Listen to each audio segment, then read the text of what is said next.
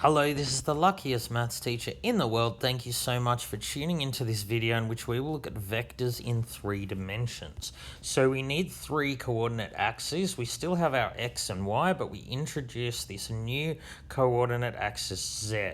So you're supposed to sort of think of this as z is like coming out from your screen.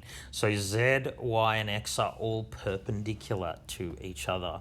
So it does get a bit tricky because different textbooks orient these axes in different ways. Some textbooks have z up here, x and y, and so on. Just make sure you're paying attention to how the axis is labeled.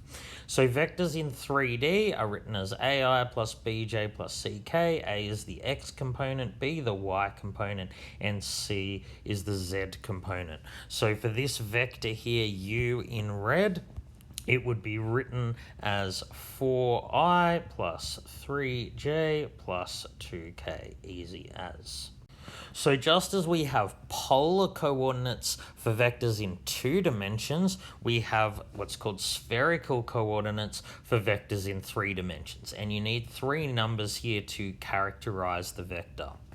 So r has the same meaning as it did in 2 dimensions. It's the magnitude of the vector, but here we're using Pythagoras in 3 dimensions. So for our vector u over here, its magnitude, which I call r, is just the square root of a squared plus b squared plus c squared. So it is the square root of 29. Now, when we're calculating theta in spherical coordinates, we do it exactly the same way as we did in 2 dimensions. So theta is tan inverse of b, which is the y component, over a, which is the x component.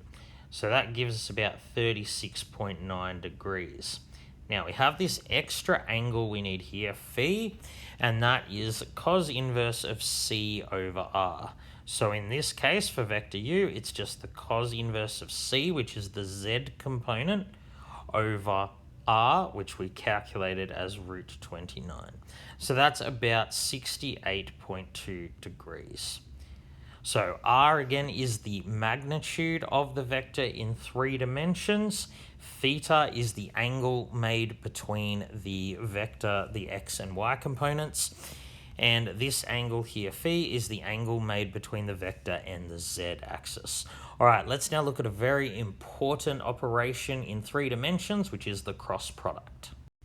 So suppose we have 2 vectors here. We're going to calculate the cross product according to this formula. It is quite a complicated yet a very important formula. This formula returns a vector. Your answer is a vector that is orthogonal or perpendicular to each of the original vectors. So let's get started. So first we'll calculate the I component of this vector. So you ignore the I components and you look at the j and k components of each vector. It is j component of first vector times k component of second vector. So 1 times 4 is 4, and then we swap over. We go k component of the first vector times j component of the second. -1 times -2 gives us +2. It's always a minus within each bracket. Okay, then we have minus. Now we'll calculate the j component. So we ignore the 2 j's and we focus on the i's and k's.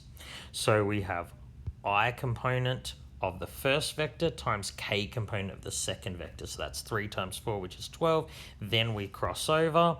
-1 times 2 is -2. It's always a minus within the brackets.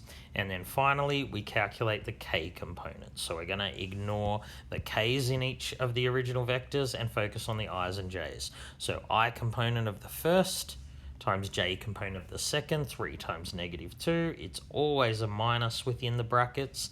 And then we swap over. J component times I component. 1 times 2 is +2. So our answer is 2i minus 14j minus 8k.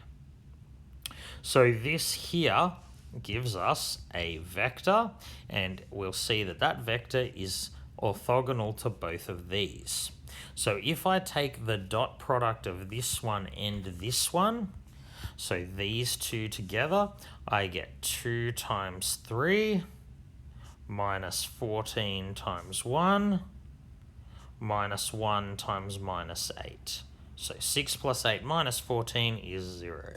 So this vector and this vector are orthogonal. Let's double check on the other vectors. So this one and this one, if I take their dot product, I get 2 times 2 minus 14 times minus 2, and then minus 8 times 4.